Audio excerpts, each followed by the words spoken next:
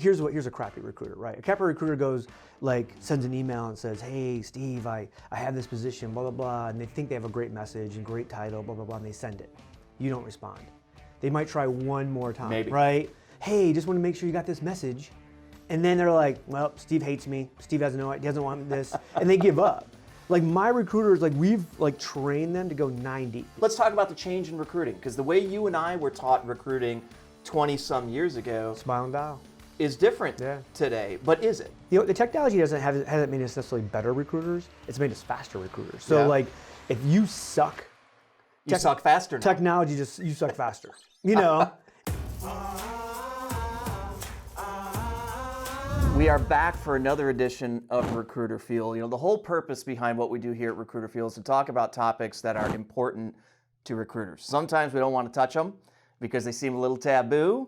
And this is probably going to be one of those conversations. I've got a special guest today, Tim Sackett. Tim, thanks for joining. Thanks for having me. I can't wait. Now, my guess is everybody knows you because of all the stuff you put out there every day. What's Tim Sackett talking about today? But for those that don't know you, you know, give us a quick sense of the background. I know 25 years in the space. Yeah, so started actually working for the company that I run now, but then, so my mother actually started, so HRU, Technical Resources, and came right out of college. She was like, hey, I have a research assistant. Like, she actually called it a research assistant position open, $20,000. And, you know, and I'm like, oh my gosh, that's, well, back then, that was really great. Like, plus you'll get commission, but I'm a research assistant. And, you know, and basically what it was it was a sourcer before she even knew what sourcing was, right? She said, hey, we didn't use the title back then. I have recruiters who just need help finding engineers, right? So like, that's your job. And really the job was just get on the phones and call, you know? And so did that, worked my way up for about 8 years, and then she fired me. Like, it was one of those things where you get super cocky, like, you know, the staffing world, like I was making like commission checks that were way too big for a person that was in their late 20s or whatever. Like, it was, you just got this overinflated sense. And I think what she knew was, I was like, hey, you're old, it's time for me to run the company, like, get out. And she was like, yeah, no, you're fired, you know? At the same time, through all that time, I had actually got my master's in HR. And so literally got kind of pushed to go into the corporate side of HR and started HR with a company out of Nebraska. My wife was actually from Nebraska, so we went back that way. Okay. And then what happened was, every time I got into a corporate HR gig, somehow I would run into these recruiting issues. And surprise, surprise, right? Surprise. And I always was like, wait a minute, why are they recruiting like that? Why aren't you recruiting like I know how to recruit? And so they were farming instead of hunting and not really going out to kill kind of thing. And I would always run into these meetings with executives, and I'd be like, I can find you people. Like, this isn't hard. And they'd be like, all right, now you get recruiting. So now you got to recruit.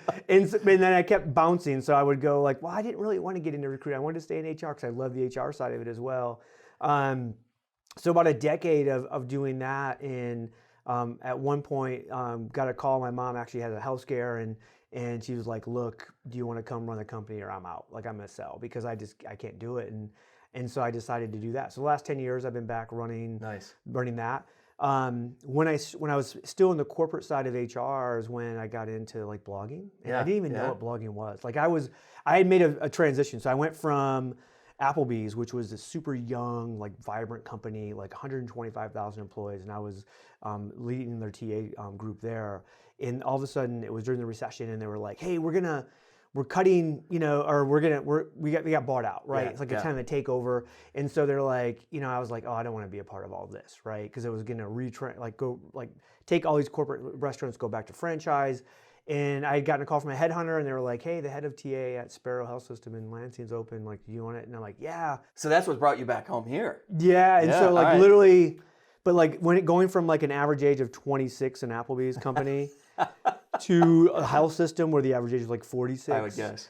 And it was just like, oh my gosh, I made a mistake. You know, instantly felt that. Yeah. At the same time, like, I love the mission and all that from healthcare. Like, that was awesome. So, and then the challenge of trying to recruit nurses and all that stuff. So there was all that. But like, somehow I found, like, I found a blog, right? And it was Chris Dunn's HR Catalyst blog. And then Chris also started Fistful of Talent. And so somehow we connected, and he's like, oh, you should write. I'm like, I don't know if I can write. Like, I have no idea. I haven't written since college. Like, how would you know if I could write? And he's like, just write something. And so started that, and crazy thing happens. You start writing on the internet and people think you actually know something, Yeah. even Oh, though yeah. you might not know anything. And then another, Because everything on the internet is true, right? We know it's that. insane. And then there's a jump to that happens where, hey, I like what he's writing. Let's invite him to speak. Yeah. Again, do you know if the guy can speak? Do you know if he can hold a stage? And it doesn't matter. Like, oh, you're on the internet, so you must, you could do it all. So I started speaking and doing that, and it's turned into like a really good kind of brand together. So I started my own blog after that, timsackett.com, and been doing. I get it. If you don't get his blog, you got to go to timsackett.com and actually sign up because it's every day you've got a short snippet, Monday through Friday. Yeah, so I started writing 8 years ago, and Chris Dunn, my buddy, we're good friends now. So he challenged me because he was writing every single day, Monday through Friday. Okay. And I was like, I don't know how you do it. And he's like, no, you can do it. Like, just try it. Like for a year, just try it for a year. That was 8 years ago. So I've been writing every day for 8 years. And people go, gosh, you write every day. I'm like, nah, not really. Sometimes I'll write like You do a group of them. Sunday, you sit down, you kind of knock out 3 or 4 or whatever, and then something will happen during the week. And I just actually recently added 8 Gen Z writers. So I saw the Gen Z articles. one of the things I couldn't stand was like through the whole millennial thing, right? In millennial, like for 10 years we had millennial content, but it was always about like, it was like Gen Xers like us, or it was baby boomers or whatever, like writing about millennials. And so when the Gen Z stuff started to happen, I go, I don't want to hear about Gen Z from 65-year-olds, right? Yeah. I want to hear about Gen Z from Gen Z. Because I have 2 sons, I have 3 sons, but 2 of them are Gen Z. Yeah. Well, they're all Gen Z, but 2 are in college, right? Okay.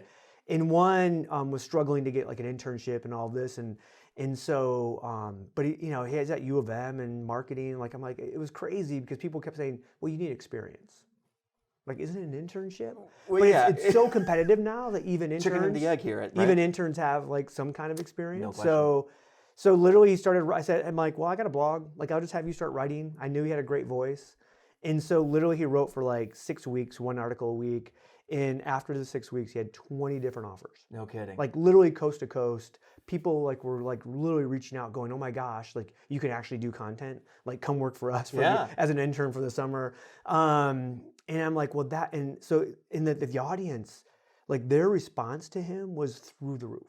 Because he was actually a Gen Zer. Yeah, talking about the work, issues talking of about Gen Z. career Yeah, and the challenges and all of this stuff, Yeah. and it was coming from him and his voice. And so I reached out to the audience and just said, look, I want people who are literally just out of college, just starting their first job, to like apply to say, hey, I want to write. And I found 8 people. And a cross section. The funny thing was, I think like half of them are from Michigan. Like there just happened to be these great voices. So there was like one from Quicken Loans and one from Pillar and one from state of Michigan. And like, and again, it was females, males, like everybody, just a really diverse like voices. And again, the audience just loves to hear it. And I would rather put that out into the universe than me talking about Gen Zs, right? Sure. So every Both you so and I every at Wednesday, this point are a right? little older. I know, right? So every Wednesday, then I have that where we get to hear from Gen Z directly, Awesome. and I just love that voice, So let's switch gears here for a second. Yeah. So let's talk about, we've both been in recruiting for a long time. You've got the HR side first, recruiting second, so forth. Cool thing is I had a family member that actually worked here. Yeah. Same thing. I ended up firing that individual. So we'll see if they decide to come back in the future or not. I get where you're coming from, but from your mom's side, right? Oh, it's yeah. a different thing. But let's talk about the change in recruiting, because the way you and I were taught recruiting 20-some years ago Smile and dial. is different today. But is it? We were talking a little bit on the phone the other day. What's your take on it now, Tim? I think the speed of which way we do it has changed, right? Because the technology hasn't made us necessarily better recruiters. It's made us faster recruiters. So like, if you suck, You suck faster now. technology you suck faster, And that's literally all that happens. Like if you have a terrible candidate experience, technology is just going to make that even more exasperated. It's going to happen faster. Sure. But the reality is like I have 10 years worth of data in my shop that says the person with the most activity wins every time. They're going to have more placements. They're going to connect with more candidates. They're going to screen more candidates. They're going to put more candidates out to the hiring managers. It doesn't matter if you're staffing or corporate. Yeah. It's all the same. Now, people would go, well, but it's not about phone calls anymore, Tim. And I'm like, well. It's about smile and type on a keypad, right? Isn't it, Tim? I think it's a combination. So I think it definitely, I mean, emails we know has really low response rate. InMails for some people are even less, sometimes a little bit more, but text messaging is giant. Yeah.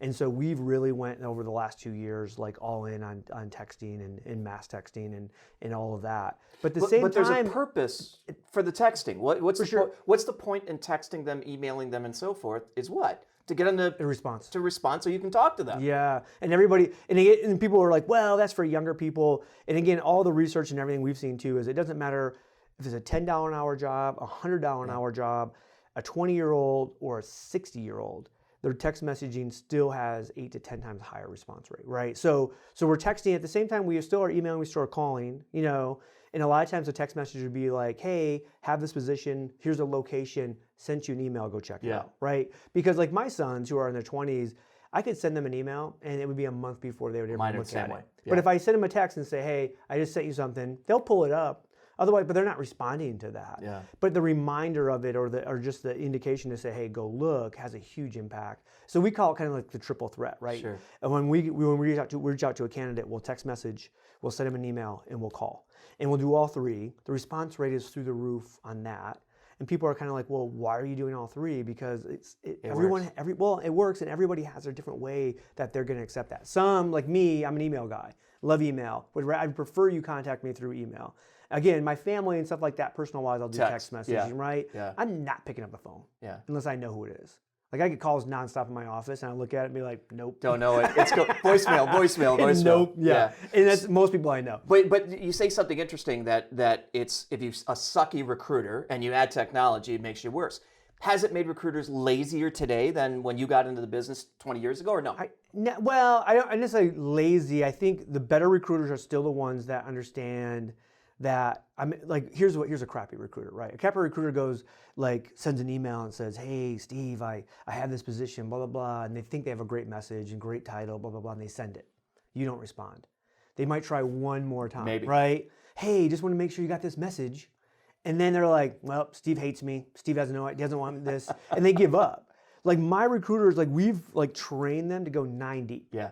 9 contacts. Now, it might not be 9 straight emails. It might be a combination. Oh, it's going to be a mix of all of those. Absolutely. But all the different until mediums. they get that 9th, and what we've seen is we'll get a 93% response rate by the 9th. Now, some of those responses are like, hey, psycho stalker. Steve, leave me alone. Leave me alone. Right? Yeah. I don't want it. But for every one of those, we have another one. We get one that's like, oh my gosh, thanks for continuing to hound me, right? I definitely am interested. And probably I was on vacation. You get a lot of them that'll right? probably say you're the only one who has followed up with me more than twice. Oh, for sure. That's the only reason I called you back to him. Yeah.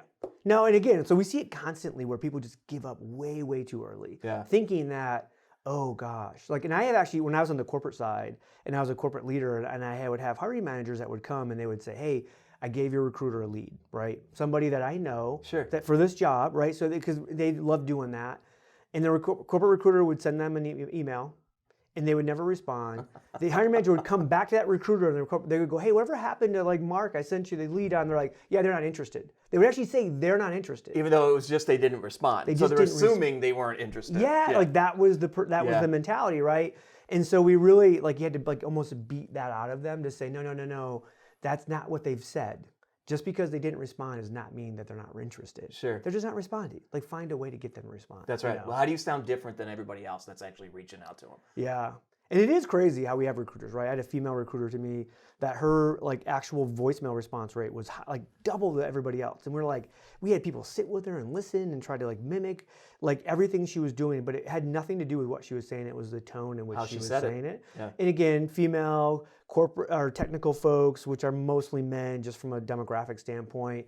And they're probably oh my gosh, this lady's reaching out to me and sounds great and sounds inviting, and I'm going to respond back, right? And there was something about it. Are you saying all guys are dogs?